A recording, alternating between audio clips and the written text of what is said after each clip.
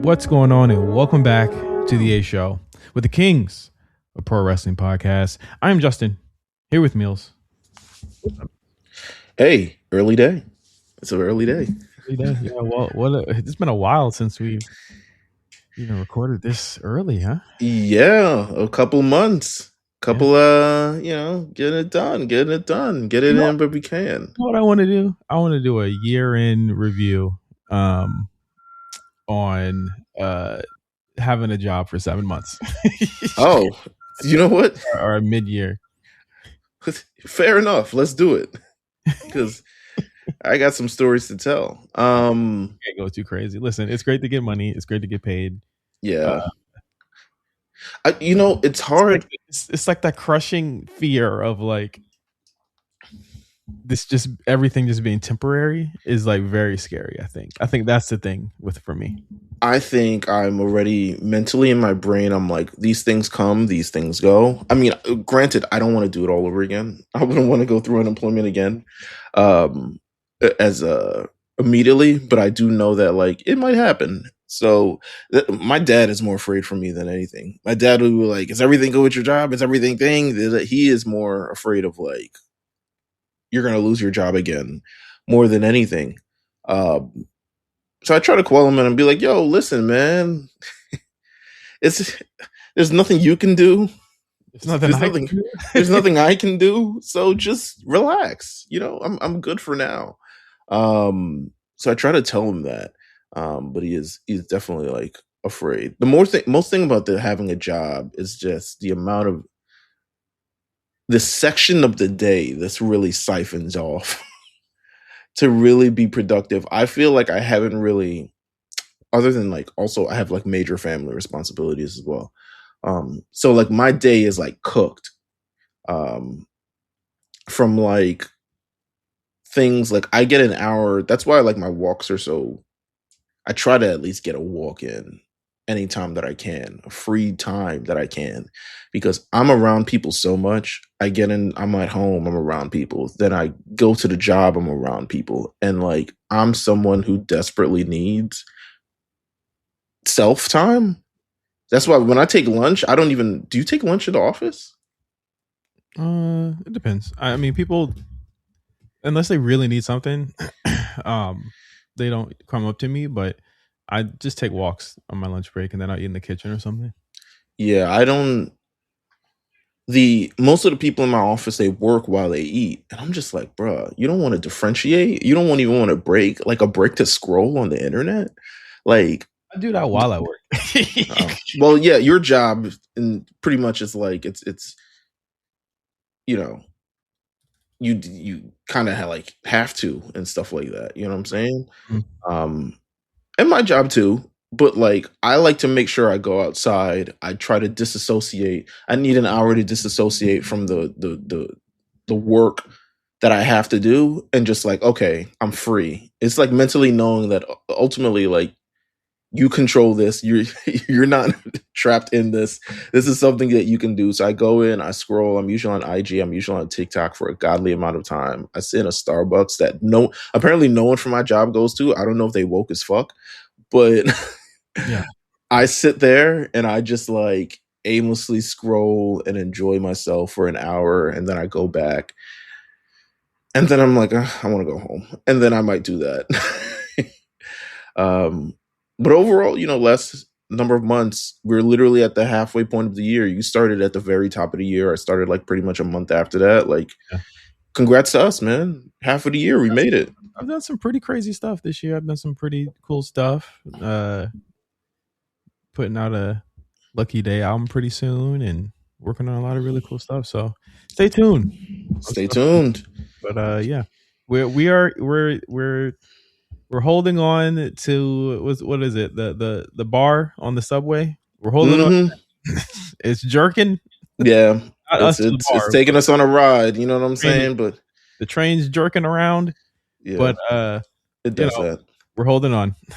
We're holding on for life. You know what I'm saying? But with that said, yeah, it's a beautiful day. Well, it's an extremely warm day in New York City. I want to get back to more of my. I wish I could really balance running more, but also it's like I don't even know what I run for anymore. But also I kind of do want to get back into the gym too. Like I haven't been in the gym in years, essentially, right? Like actively, consistently, because I'm bored of it. Like it's boring to me now. Like lifting heavy shit up, putting heavy shit down, it's boring as fuck to me. Um, and but now I feel like, oh, okay, I think I can go back in and it be a little bit exciting. But then also one of the major things, so granted, unemployed for 2 years, right? So I had all the free time in the world to do that. Yeah. I hate a crowded gym. And one thing I noticed, and I was bringing this up, I was having a conversation with Jeff because Jeff also goes to the gym a lot. And he was like, one thing he noticed as well, we both noticed this, is how crowded the gym is all the time. And you know what but because that's the thing though, that's a lot of other people's me time is the gym. But it became one of the things that we talked about, or maybe like came to this realization, is that maybe a lot of other people are unemployed too. Well, I mean, if you're unemployed, you definitely not paying. Well, how much is it to be at the gym? $15 a month? You can skate away. I mean, I kept paying it through the entire thing. Like I would, yeah, I kept paying it through the entire thing. I mean, obviously I had to like gigs and stuff like that, but I still paid for the gym. Like, you know, even when my friends were unemployed, they still paid for the gym. Like you pay for your necessities. Like the peacock never went down fully. You know what I'm saying? Like there's certain things that if you have money stashed away for, you keep. But yeah, it was just like every part of the day, 11 a.m. I would go into. I was like, old people crushing this shit at 5 a.m. to like 10 a.m. I'm like, I'm gonna go in 11:30. Going 11:30. Niggas is still there. I'm like, bruh, you gotta be kidding me. So I said, you know what? I'm gonna get the before work rush in because at 4 o'clock, 5 o'clock, it's gonna be packed. There's gonna be a zoo in there. So I'm gonna go in at 2:30. Still motherfucking packed. I was like, bro, what is going on here? I just want to be able to use. I have a bunch of workouts I want to do, and I need several machines to do it. And I don't like waiting for it, or I don't like having to decide now I'm going to do leg day because all the back machines are like, I don't like that. So maybe I need to move in a building with a personal gym. I don't know. Maybe. Yeah, maybe you'd have to do that. Yeah. Maybe that might be the case. Have you done anything cool recently? No. Okay. All right. No, never mind. When you get to a certain level of adulthood, hell no. Yeah. Well, I could have went a to movie. I could have went to the BET Awards, but I didn't do that. I didn't do a lot of things, but I was very BET Awards was really good. I was busy last weekend. And this week too. I'm just like getting back into the swing of things. It'll be July 4th weekend soon. This weekend, yeah. It's this weekend. Not even soon. It's coming up. I need a vacation. I think I want to go to Palm Springs and just like lay out. I think I just need to take a break for a second because the year has just been busy as hell. But yeah. I want to save for some time off as well. And so the two things I'm saving for is hopefully to just take it might end up being a solo trip, but I don't really give a fuck at this point.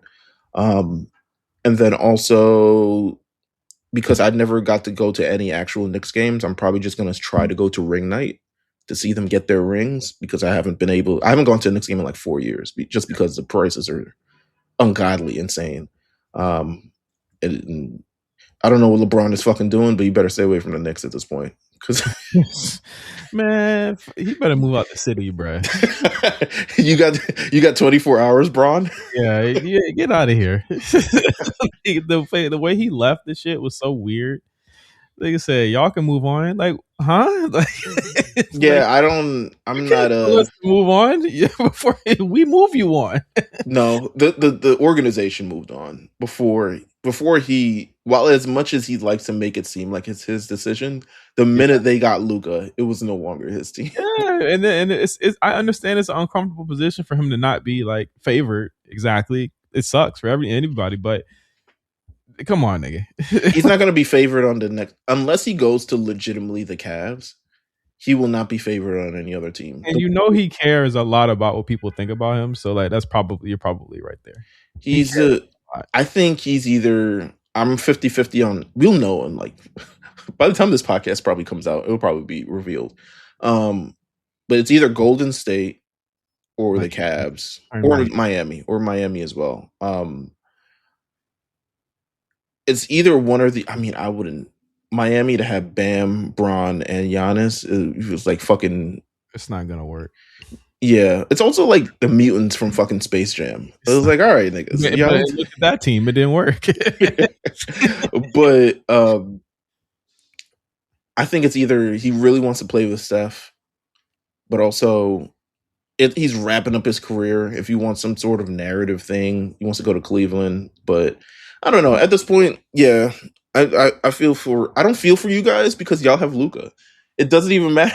Like I was about to say I feel for you guys, but y'all definitely. It's not like when every time LeBron has left the team, he's left it kind of like in a little bit of a wreckage because they've traded away picks to get his teammates and his buddies and people their things. And the Lakers never really did that other than hiring his son.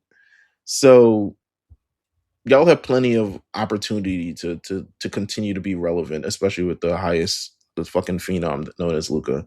So super excited for you guys and whatever's next for that. No, I was going to ask though. I mean, cool things I meant like, did you see a movie or did you enjoy? What did I see? I saw Supergirl last weekend. I didn't hate it. Oh, okay. Didn't love it either, but saw that. I'm trying to think of like what exactly I'm doing. I think I'm really just excited to eat a bunch of food this weekend. I'm really excited to see my niece this weekend. She was going crazy. I don't know if you saw my story. She's just insane. I did. Kids are fucking nuts, bro. She's a crazy person. Yeah, she's literally a crazy person. I'm happy that my older niece is home as we record this to be able to corral my younger niece because other than that, it's fucking crazy.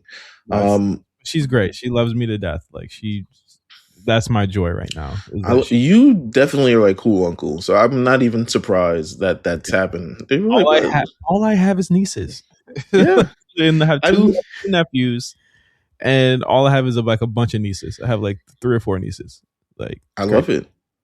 I've been following various YouTube channels that have been uploading like clearly things that have been taped on VHS.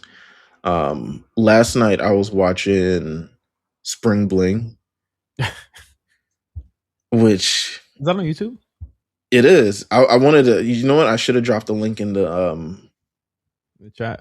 Yeah. I'm gonna drop the link. It's Spring Bling, but it's like the crunk performances. So it's like Lil Jon, Luda. Hold on, let me see. Why is it not in my history? Did they take that how shit is that much different from I mean it's the Tiny Desk? Yeah, the Tiny Desk. You know what I'm saying? I mean, no, you're right. And you know what? Bow Wow had an amazing Tiny Desk. Bow Wow's Tiny Desk is like he has just the right amount of hits that could fill a Tiny Desk. It was nice to. I think we shit too much on the past and past legends, and we saw that with like Lil Wayne last year. Mm-hmm. Like you see moments like that's actually really cool that he got to do that. You know? I agree. So he had that. I didn't watch the B2K and Pretty Ricky versus. Didn't watch that. Oh god, we could. This could be the whole episode. We got a lot. We have actually a lot of shit to talk about. So. Yeah, we have. All right, but yeah, we're doing a bunch of cool things. Make sure you subscribe. Patreon.com/GHRNC. Full show. Fun show. Let's get into wrestling. Yeah. Let's talk about it. Yeah. We had a bunch of things happen over the weekend. I mean, every major company had an event last weekend. I don't know if it was like the end of the fiscal year and they're trying to clean the books, or like it just randomly, let's do it the weekend before July 4th and see what's going down. But every major company had an event, including everything from TNA. I mean, we don't have to TNA just I'm not watching that. It's like just from the bottom of the barrel of everything. That's the one thing I'm just not even going to waste my time. I saw Mike Santana lost. the title, and I was like, well, Good. I would fully expect him to show up on NXT at Heatwave and start that whole thing up. Just go ahead and start it up. Yeah, I would begin the transition process. I mean, but TNA can't take any more losses, but somehow they can because they've been around over 25 years. So even when they're down, they're not out. So that happened. Then Sunday we had also on Saturday. Was it Saturday or Sunday? When the fuck was that pay-per-view? It was Sunday, wasn't it? Or Sunday. Saturday? Yeah. No, Saturday. Wait, no, was it? It was Sunday. Night of Champions. Or was it Saturday? Oh yeah. I don't remember. June 27th. That is Saturday. It was on Saturday. God, our age. Night of Champions. It's just all rolled together. It's just Sunday was a very eventful day, but Saturday was Night of Champions emanating from Riyadh, Saudi Arabia. If you thought anything was going wrong over there, they might not visit there. They're fully there. And they say, you know what, WrestleMania we're coming back to. I'm not sure if they're coming back for Crown Jewel later this year. I feel like it would be overkill to have Rumble Mania this show and another show. Crown Jewel might be in a Europe country or some shit. As it should be. It's I think we had enough of that. Last year, wasn't it? It was in Australia, I think a couple years ago. But yeah, it'd be super overkill to have all of that there. But nonetheless, Night of Champions, I thought a really solid pay-per-view. I thought it was really good, man. I thought they did their thug thizzle on Sunday. Again, we gave them their come to Jesus episode a month ago, where we were just like, something's got to change in this company, bro. Something has got to change. We need to have something that, and we'll talk about this on the weekly shows as well, especially Raw. But like, we needed something to change and kind of fold here, or not fold, but break. I mean, like it was really, really tough to watch the show from the past 2 months. It kind of feels like if they don't have a big four show that to really like point towards, it really feels like they don't know how to like really make anything in betweens exciting. Like they're saving all the good stuff for like, okay, we got SummerSlam coming up, so we got this thing we got to do, and we got this coming up. But like the in betweens, the backlashes, the other cards like that, the Clash in Italy's, all types of other stuff like that. Like it doesn't really feel like, especially more so the builds, not necessarily the shows themselves, but the build itself just doesn't lean anything to the imagine. I even thought Raw last night had some high points, but then also some points where it's like, come on, man, we just had Jimmy versus LA. Like, let's like, why are we doing this again? But Night of Champions, they kicked off in the free hour with both the King of the Ring tournament finals. Obafemi defeats Jey Uso. It is what we imagined. It is what happened. It is why we are here. If the specter of Jey Uso can no longer haunt us, apparently, or the internet. But how did you feel? Obafemi, King of the, and maybe we'll have a longer. Maybe we can get to it at the end of the episode. We'll have a longer discussion on it. Yeah, I mean, we might have to think about talking about that at the end. But I called it. I figured. You said Jay, so well. Here's the thing. I said that, but in the conversation, I said you called it the Brock. Yeah, the major conversation was, is the Brock feud bigger than the title? And the answer was yes.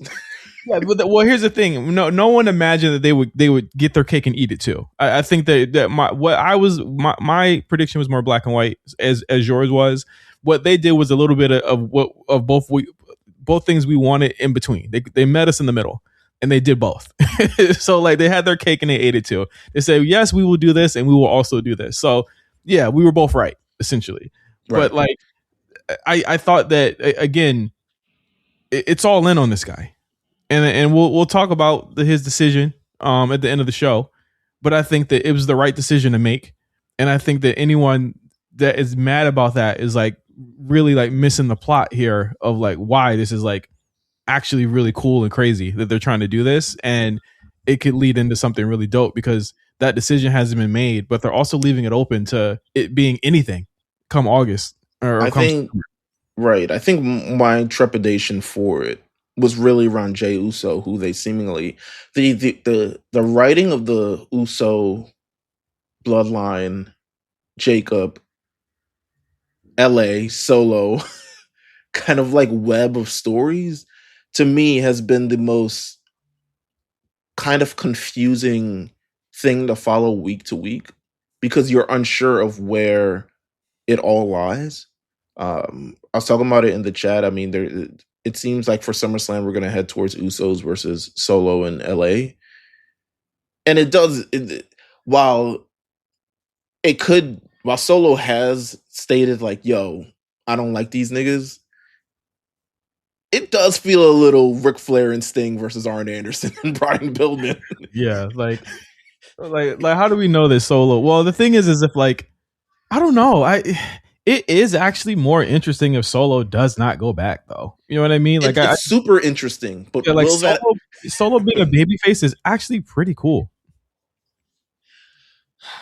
But I can't call it because it's been, I don't know if Roman Reigns is a babyface or if he's a heel or if he's just Roman at this point, or if he's taking control of Jacob Fatu. Fatu has seemingly like shifted to the dark side to handle his business, and it doesn't seem like it's not like leaning towards like Bryan Danielson and the Wyatts, and he's still a face, but he's being controlled by the evil guys, but he's eventually going to over. It doesn't lean that way now. But it probably will. Maybe they're hoping for Roman versus Jacob next year at Mania. So sure. Yeah, we already beat the nigga ass twice in a row.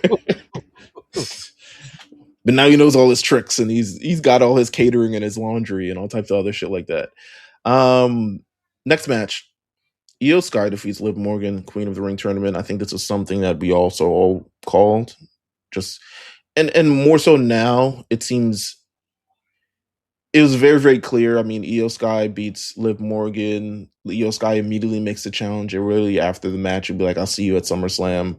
We have no idea what's up with Rhea and her injury at this point. So no idea how that's going to lean into SummerSlam. She hasn't been on TV at all. Nah, she's been someone who, every time she gets a title, it's like, ow, ouchies. Yeah, it's just snake bit. Every time. Yeah, I hope she's okay. I hope that they can figure something out here, but I don't know. What's your read on this? Like, do you think that she'll be ready in time? It doesn't even seem like, it seems like to me on SmackDown, and again, I looked at the spoilers. It seemed like to me the biggest thing they're pushing for that show is another match between two women. With Rhea. Like, the big thing on that show is and honestly, like, could be another match between three other women that they started building on this Friday SmackDown. So like, I don't know. I have no clue. It's definitely up in there for me. I don't know what to believe, but I think as long as they got, it's where the direction is seemingly going, which we'll talk about in a little bit, they'll be fine with that. But the Rhea thing I can't call. But Io Sky versus Liv Morgan, we're heading towards something interesting to see how it goes. I like how they did it with Liv also. Like, they cursed her in the beginning, and I said, oh, okay, that's how they're gonna do the downfall. She couldn't have just beat her. She's Io Sky. Well, the thing is that, I mean, it doesn't make Io look weak. I mean, they built the curse up to mythical purport. I mean, it helped your team win the finals. So like, again, they built the curse at this point. We're building MSG with this. Yeah, pretty much. And again, like, the Judgment Day being involved in that, all eyes would be on main event, Saturday night's main event, or Sunday night's main, or is it Saturday? It's Saturday. It's Saturday. Yeah, like, I love what they're doing with that. They're keeping we thought Danhausen would be fucking kind of like pushed to the side. He's on both shows now. Yeah. We're seeing him even more. So I like how they did it. The match was not where it could have been. It felt a little fast, but again, and that's my main issue with the 1 hour free meals, is that you can tell that they push it just so they can get it within that window. So they'll probably be able to go crazier at SummerSlam. But it was solid. I thought it was good. Yeah, I think so as well. I think, and that first hour, again, because it's time capped, it's like, you're gonna get what you get out of it. I was super surprised. I was like, between the entrances, the match being crowned, I was like, oh, both these matches about to go quick. But it seemed like they leaned more towards Io and Sky being more of the match itself, and Oba versus Jay kind of landing probably how it's supposed to have ended. So that happened. And then the real show began. I won't say the real show. But the show continued. Seth Rollins versus Braun Breaker in a steel cage match. Something that felt, I hope, definitively like the closer. No, I mean, usually when Triple H books somebody to do I'm gonna do my taunt before I die. Yeah. That's usually when it finishes. Make sure you do that. What if before Steph did the stomp, he did the twitch, the neck twitch, but he did it mad weak. Right. My neck. But either way, I mean, it was just fantastic match, man. I thought it was really good. Yeah, just good, just really good. You can't. One thing, as much as if I could have my complaint about them, it was never about the matches. It was about the fact that they needed to get away from each other. And I think, in my eyes, Meelz, you don't beat Braun twice like this if you're not about to do something really important with his character to get him away from where he was at. And I agree. I think it might be time for him to move on to something, I think, cooler. And I think people want to cheer him. He came off like a badass, even in a loss. And Seth needed the win because we see where Seth ended up on Monday. So, folks are doing the Toy Story meme to Braun Breaker. It was like, oh, Oba's here. It's like they don't even want to play with Braun anymore. Well, the thing is that like Braun, this isn't new. This isn't like something that hasn't happened before, right? It's like, yes, Oba took his lunch. We just gotta be honest. You gotta be real. He took his lunch. However, that just means that it's gonna take Braun a little bit longer, and I think that ultimately that's a good thing. He doesn't, people don't always figure it out in the beginning, and I think that the real figuring out is him being a babyface, just like what happened when he was on NXT. Just make him a babyface. We've been saying this for months. Also, I'm not mad that like Oba comes in and eats his lunch and takes his, because one thing I expected was like, okay, Roman versus Braun is probably on the way at some point, but it looks like we might be heading in a new direction, which I don't think I'm mad at all. No. But from there on, Trick Williams with Lil Yachty made the trip. He was like, what? Saturday or Sunday? What's it? He looked at the schedule. He was like, oh, they got me booked. Sorry. Can't do the pod. Trick Williams versus Ricky Sainz. I mean, this is I've been clamoring for more mid-card matches on the show just because I feel like we need a bit more variety of talent. Maybe even show us proven grounds for certain talent to be able to showcase what they got. What did you think from this match between Trick Williams and Ricky Sainz? Like, what did both offer? Did you see anything that really stuck out to you, or was it kind of just like run of the mill? I think even down to the finish, it was the same match that they've had at NXT. I think they have pretty good chemistry together. Trick, he needs to continue working with guys that are kind of better technically, better than him. You know what I mean? I think that they make him look good. Ricky made him look good, but I mean, it was a TV match on pay-per-view, but to your point, more mid-card stuff on there. And there you go. We need Ilya. It just is what it is. Like, I think the real turning point in Trick for NXT was when he faced Ilya, and pretty much the challenge that came from that and how that really toughened him up. And then, of course, you had like the Pete Dunne battles and a couple of other things. But like, also, I don't like the I mean, it's really only Meltzer kind of preaching it. It's like, we need to have Trick you do, but I don't like the connotation of how he's saying it, of like, you need Trick in a good match. Like, there's no way he can compete if he's not a good wrestler to be given to the top. I'm like, Trick is fine.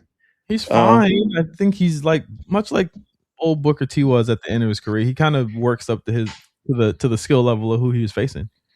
Absolutely. So but there's nobody on the roster, at least in the men's side, that's bad. So he's always going to be with somebody that's actually pretty good. So I just think that it's like it was another defense. I wish there was a little bit more meat on the bone to Trick's title reign, to be honest. I agree. I think they do like let's do what Trick does best, which is talk, and then someone will interrupt him, and that's how the match will go. Pretty much. But I'm interested to see if they want to do Trick versus Melo at SummerSlam. I think there's 13, 14 matches at SummerSlam. Quite frankly, it could be an opportunity for anybody at this point. But I'd be interested to see if they decide to go with Melo at SummerSlam. Next matchup, Melo should beat him. Yeah, I agree. Next matchup, Tiffany Strand successfully defends the United States Championship against Jade Cargill. Of course, it had all the shenanigans with it, but another string. I mean, this is a string of like good matches with Jade Cargill. Like she's no slouch at this point. She's kind of, you've seen the gears and her getting it. There's an interview she had, I'm not sure if it was with the New York Post or something along those lines, where she was very complimentary to Rhea and the matches that they had, very complimentary to Tiffany and the matches that they have, and really her focusing on like the in-betweens and the facials in those matches. That was really like a point to really ride home about. And I'll say it wasn't a glaring weakness in this match as it had been in previous matches. She wasn't like zombie walking to the next spot or anything like that. Like, I think she was really selling, really putting it all into it. And I think both these women having the chemistry that they have from facing each other, again, another solid match. Yeah, it was really good. I think they have really good chemistry. This was all about Charlotte like spinning the block on her, and you saw that happen. You saw that happen there, and again, there's a lot of weaving in and out of the mid card, upper mid card. There's some cool stuff going on in the women here. The Chelsea Green, Tiffany Stratton thing building. And it's just good to see like there's two different storylines. Of course, on the other end of it, we have Julia, and her conquests and stuff that is happening since she's turned face. And I think she's getting. I think it looks pretty good on the SmackDown side. We'll see what happens when the show turns 2 hours, though. I mean, it's this week, right? Yeah. So we'll see. I mean, I like when. So currently, I don't think SmackDown. I mean, I don't think it has any matches announced, but it was also taped last night. So beware of spoilers. But I like when I think SmackDown's at its best when they have a clear direction of what they're doing from week to week. And at the end of SmackDown, you'd be like, okay, these are the matches we're looking forward to for next week. And currently it doesn't have that. But I mean, SmackDown was taped. It was taped last week, taped this week. Get it done. Watch it live. Get it how you can. But yeah, the Charlotte stuff, really, really good business heading towards that for SummerSlam. The main event, legit surprise to me. I know you were really kind of leaning in this direction anyway. Yeah, I was. Yeah. But it was a complete surprise to me that they pulled the trigger on it. Just fucking do it. Like I said last week, just do it. You know what I mean? Like, what is it going to hurt if this guy gets a 40-day reign? Like, no one should be mad at that. And I saw somebody compare this to Darby Allin's reign, and I said, that's not even the same thing. No. It's not close to the same thing. You know what I'm saying? Like, this has months of buildup. Like, people will argue that the Darby Allin MJF thing has years, but it wasn't directly built to this moment. It was just something that happened on the show because I think Darby got a title match or something along those lines and he used a headlock takeover to beat him in like 2 seconds. But this was earned. This is like earned by not only Sammy, but earned by the audience who's paying attention to SmackDown on a week-to-week basis and has watched this. People are one of the greatest things. Well, not, I wouldn't say one of the greatest things because that's super hyperbole. One of the most interesting things that I saw was like a month ago, and they show Sami Zayn with like Gingerbread Man, and then a month later he's WWE champion. It is just like the range. It's a long-term storyline. You know what I mean? It's been going on since January. You know what I'm saying? Like, it's very long term. And again, Teaser Man is oh boy. The thing is that in the last 4 weeks, Teaser Man said, "Fuck it, all right, bet." he stopped teasing shit and started doing it. Like literally, it's like from the loss to Drew all the way up to this. Like, it's literally been Sammy and me and you figuring out when is he actually gonna do this, and me and you being like, he's not gonna do this, is he? And we're like, nah. It's like it's not. It never felt closer than it did last weekend, and they finally did it. Because if we would have lost, it would have been like, all right, cool, like whatever. Like if Gunther and Cody to me is the safest option. Even Gunther is even more safe because you would have expected him to win it in this way. But Sammy is the most out of control, crazy way to do this, and I think it actually gives the show and really the company the shot in the arm that it needs right now. Like, you have a champion that's never been champion before on the show. Thank God. I mean, really, like, I mean, for Sammy, one thing that we talked about at the end of last year and the beginning top of this year is like they got to, especially after the Royal Rumble loss, we were like, okay, you got to do something. You can't just continue to have this kind of going on. And they did. And it was in the most interesting of circumstances. I mean, he kind of like chose his own fate. He was a referee, kind of mucked up the match. He manages to get into triple threat. He managed to win it all. It'll be interesting to see how it kind of like unfurls. I don't. So the question is, of course, is like, will Cody get it back? And there's already a Cody match kind of penciled for SummerSlam. But I'm like, I don't know. First of all, I think they have these Canadian shows at the end of August. Shout out to Great Canadian Police, that I feel like you want to have Sammy as champion for, if you want to really like hone in on the ride or dies of it all. But also it's SummerSlam. And the rumored match as it stands, the rumored match for Cody at SummerSlam is CM Punk. It has not been stated whether that has the title or not. Yeah, I wouldn't do that. I wouldn't do that. Well, if you see the spoilers, then you'll be like, there's no way that it's going to be that. It's not a chance. You know what I think it would be? The actual match. What if the actual match was CM Punk versus Sami Zayn at SummerSlam? That would be quite a build to launch in a bit, but I wouldn't be mad. Cody's got to. Cody has to be like back of the line. But well, then who's Cody's going to face? He could face literally anybody. He could. I mean, he could, but he's he's QB1. I don't know if you know this. It's a 2-hour show. I mean, he don't need. It's a 2-night SummerSlam. Yeah, that's fine, but I'm gonna be real. He not main event any of those nights. I think. I don't think he's main eventing either of those nights. I have a hard time believing he's not main eventing one of those nights. Do you think Brock and Oba not main eventing? I think Brock and Oba is main eventing one. Well, so you're assuming would it be the free ESPN hour? Not for Hell in a Cell. It's pretty. I mean, Hell in a Cell for free would be pretty rad. I'd fuck with it. Hell in a Cell for the free ski. I'm with it. I wouldn't do it, but no, I'm just saying. No, I hear you. We have so many big matches already, kind of like geared towards.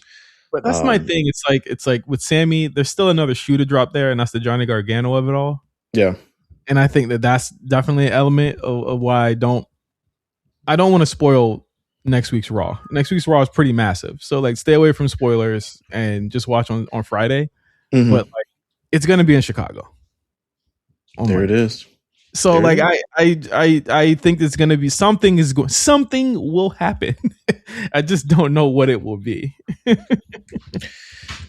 It's gonna be something, and it is gonna be something. So this Sami Zayn winning the World WWE Championship, massive kind of great way to end the show. People really behind it. Really shot in the arm that the show needs. I mean, everything is kind of so by the books. I think if Cody wins, people still say, "Oh, this is a solid show." But I think Sami Zayn winning this, especially where he's at in Riyadh, very, very notable. And deserved. Yeah. I thought the ending was great. My wife was like, "He's old." I was like, "Here's the thing." Yeah. Here is the thing.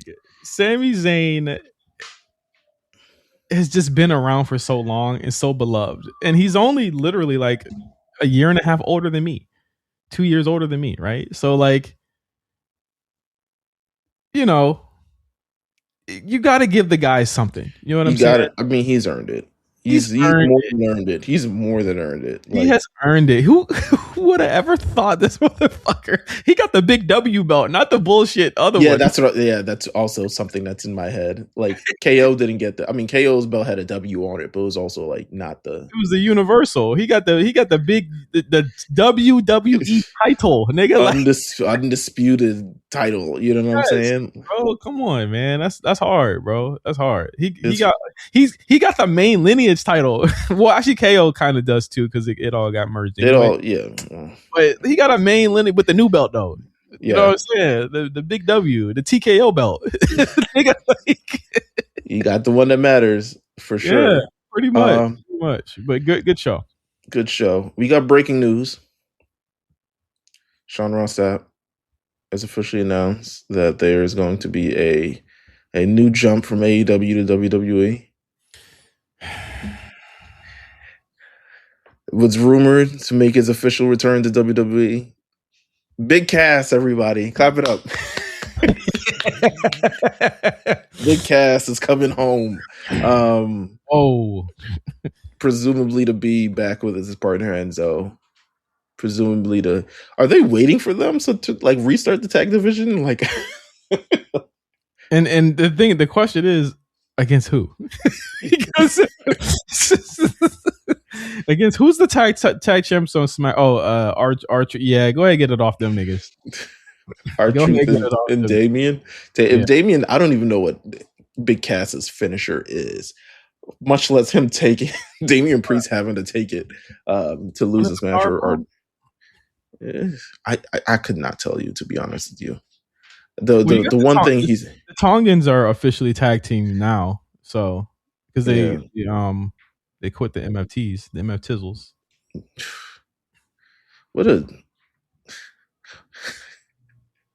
So I don't know the Shinsuke thing. Now I'm just like, what are we doing now again? I guess this is room for it to happen.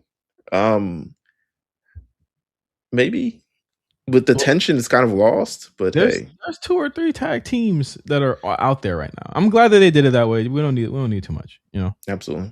Do you want to quickly run through the other 2 pay-per-views that happened on Sunday?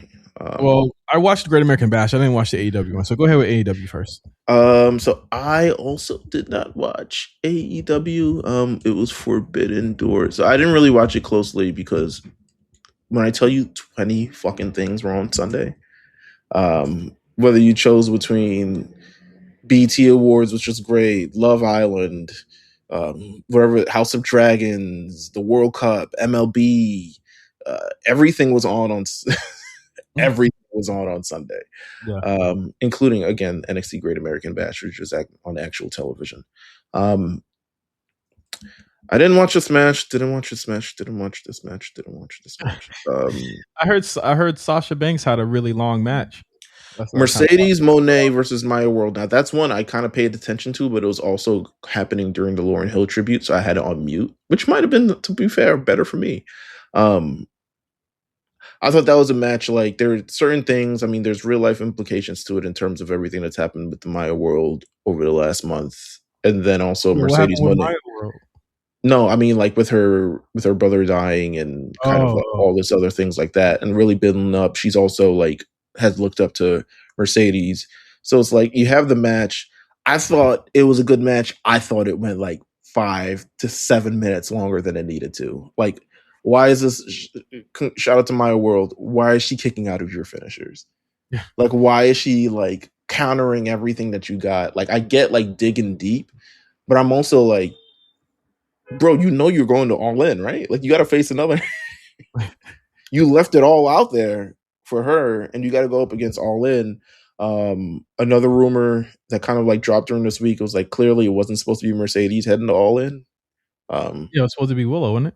Yeah, it was originally supposed to be Toni Storm. So they were going to kind of run back Toni Storm winning the Omen tournament and having to face Tekla to really build that battle. Once Toni Storm's situation happened, they shifted to Willow. Willow then got injured, so now they shifted to kind of Mercedes to really hold it. So it's going to be Mercedes versus Tekla for all sorts of imaginations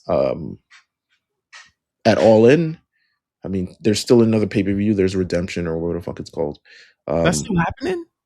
Yeah, July 26. Oh, okay. So there's still another pay-per-view that happened, but clearly Mercedes Moné's plot to All In is or path to All In is certified. Didn't watch the Death Doors match apparently, but the Faces won, so Mark Briscoe wins an AEW championship against MJF, which will actually be happening on Wednesday. So for everyone who's mad, I don't know. I guess everyone who's mad about the Oba thing, like, this is also kind of stupid. Oba thing makes sense because there's precedence there. We'll talk about it, but I'm not mad at it at all. But yeah, so they're blowing the. It's in the first hour. The MJF slot, first 20 minutes of the show, highest rated segment before everything goes to hell. So that's happening on Wednesday. Will Ospreay versus Swerve Strickland have their their anime AMV match. Kind of had everything you had. Kickouts after one, after their finishers. Duel, powering up. And threw a Kamehameha blast or two. This match started on the East Coast after midnight or at midnight. Didn't end until 1 a.m. Granted, this was happening in San Jose, I believe. But really, really egregious once again. Will Ospreay wins. He's heading to All In. He's getting the AEW World Championship match against MJF as of now. Thoughts on those All In matches?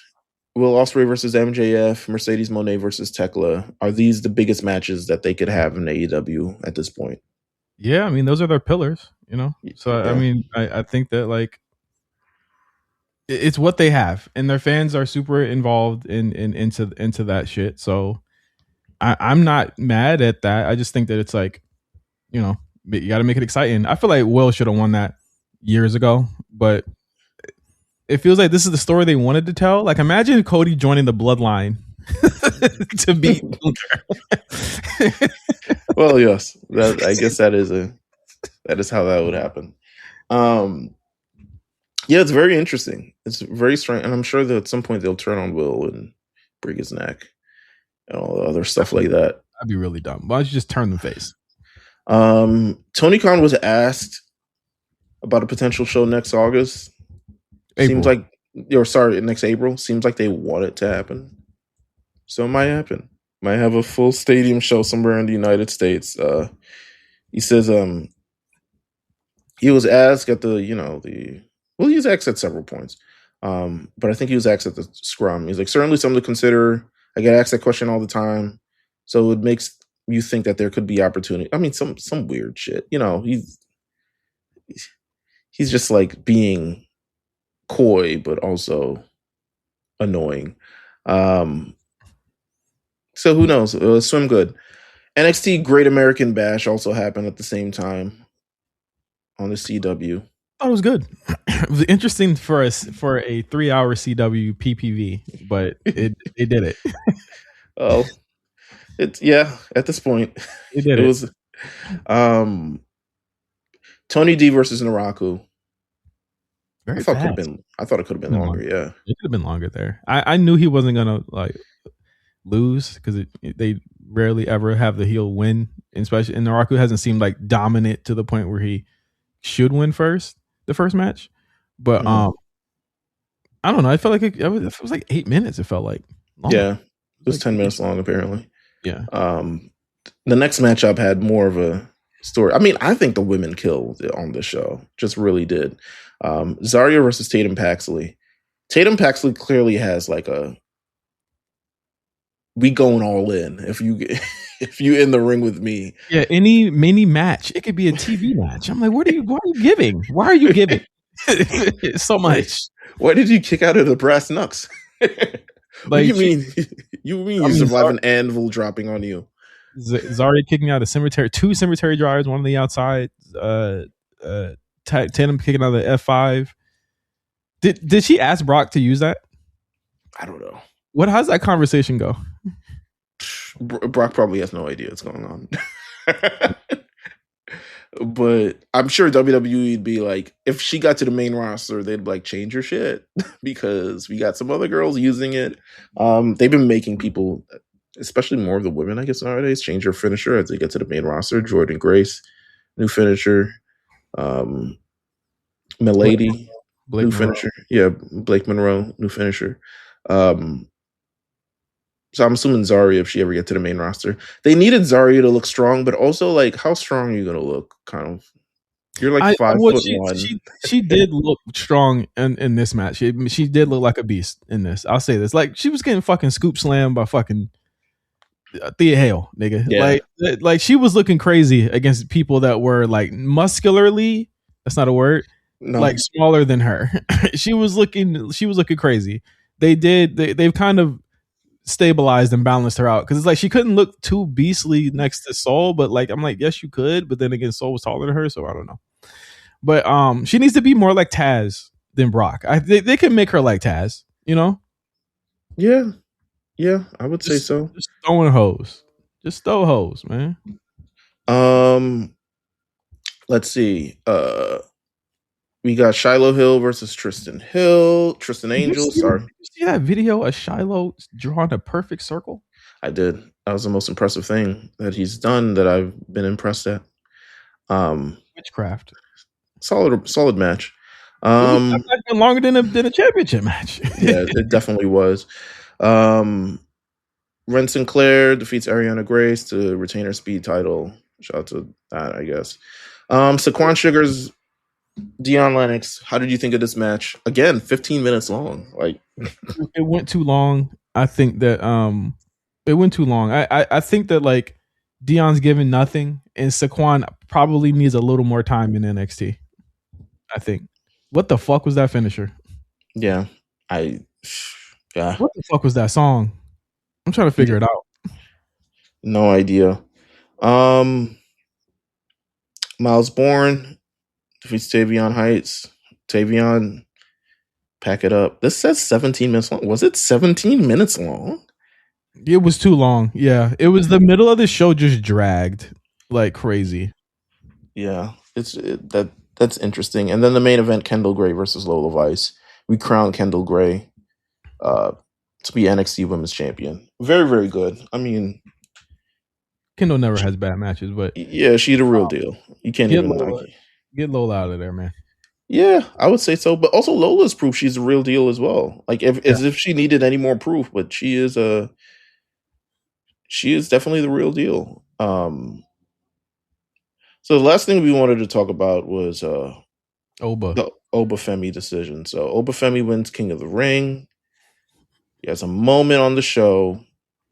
Monday Night Raw, he comes out potentially to make his decision. Mm-hmm. But then Brock interrupts. He's back in Atlantic City. And I guess he challenges. I mean, even though he beat him up, like Oba's been calling him a pussy for the last month. So he pretty much comes up to him and says, "Hey, I heard you're great at calling me names when I'm not around, and you sound like a coward." But he also says that he has a. What did you say? What was the line? Yeah, it's a good promo. He says, "Oba, hold on. You know what they say." Oh, talk shit, get hit. Talk shit, get hit. Yeah, talk shit, get hit, and then he kicks him in the balls. Bro, that is every big man's. They must have like a micro penis or some shit because that shit be just destroying them, bro. He hits him with that 5. He gets him out. Oba makes the challenge for SummerSlam. Brock then says in return, "Hey, Hell in a Cell. I'll do it if it's Hell in a Cell." So they then have the segment. Well, thankfully, they had the segment afterwards to really explain it because he walks up to Adam Pearce, who is the only reigning GM on both these shows, apparently, at this point. Well, that's because Gunther and him got into a scuffle. Yeah, with our Nick Aldis. So he says essentially, like, the championship will always be there. I'll get it when I'm ready. But at SummerSlam, I want Brock. I don't think... While initially I was like, that's an interesting choice to make. I don't think it's the worst decision in the world, just based on... on one, they explained it. Two, this has been going on for a while. It would have been weird if it was like some other next shit that just came out of nowhere. And then three, sometimes I think you got to subvert expectations a little bit to prove that anything can happen at any point. Like this is some, and maybe I'm always equating it to anime or some stories along those lines. Some stories aren't correctly or directly linear.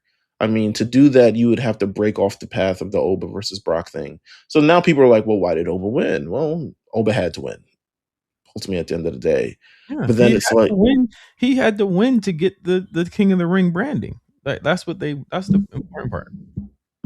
So it's it's not even, here's the thing, it's not worth even thinking too hard about. I think that it's the guy that they've made it a thing. And I said this even before. I said it on Saturday or Sunday. I was like, Oba got beat by Brock and it didn't even feel like he lost. Yeah. Just the way he moves. But they kept it in the front of mind because he kept talking about Brock. I said this last week. He's been calling Brock out every single week. Even between King of the Ring promos, he's been calling Brock out. Mm-hmm. So he did it like he said he would. And he said, it don't matter if I lost. I'm going to still win this shit. And he did it. So Brock comes out to Oba. That's the conquest that means more to him right now than the title. He's got the shot. It ain't like, in other companies where it's just like, I'm just going to just do it this way just because I'm cocky. You know what I mean? No, it's like, this is a long standing feud that's been going on, once again, long term, 3-4 months at this point, right?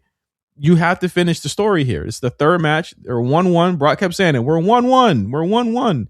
We're 1-1. And now they get to kind of prove what they do. I think that they'll be able to do a lot more cool shit, like just promo wise and all that type of shit now with what they got now. And then Oba don't got to wrestle every week.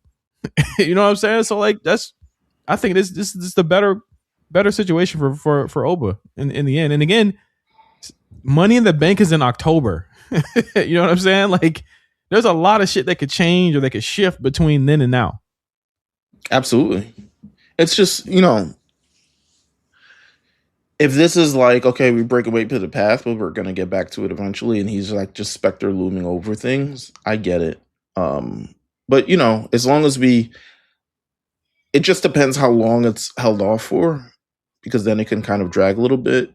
But also, like, we're going to get back to it. And ultimately, Oba's going to have the match. And when the match, this clearly, one, it proves to me that Oba's incredibly important. That they, by all stretch of imaginations, this seemingly was supposed to be Gunther versus Brock to end the thing. Yeah, Brock dead. Yeah. You have months of build. He beat up he retired John Cena, he retired AJ Styles. It seemingly was Brock was next. And suddenly Brock is now no longer, Gunther is no longer in this picture. I don't know if Brock felt like a way of like being part of this assembly line of people getting his ass whooped by Gunther, or if he does really enjoy Oba, and maybe it's a mixture of both. But we're here now. This makes sense. And I'm not against it. So I think I don't think it's as bad of an idea as some people think it really is. For an idea to be like, oh, they promised us this match and now they're not doing it. They're doing it another time. Exactly. It's not like they said it is going, you know what I'm saying? It's not like he said, I picked Cody and they had the you know what I mean? I think that's why they went out of their way to make sure EO chose Liv at the end of that match. And Oba didn't. Because even I was just like, why didn't Oba just choose at that point? And then you saw why. So there. So with that said, I think that's it. Yeah, that's it. We're going to run through SmackDown and Raw for the week on Patreon. Please join us there. Pay the $5 and join us there. We're going to be talking about SmackDown and an eventful, in some ways, episode of Raw coming out from last night. And then we're gonna chat through that. So thank you guys for listening, and we'll talk to you guys next week on the A Show. Peace.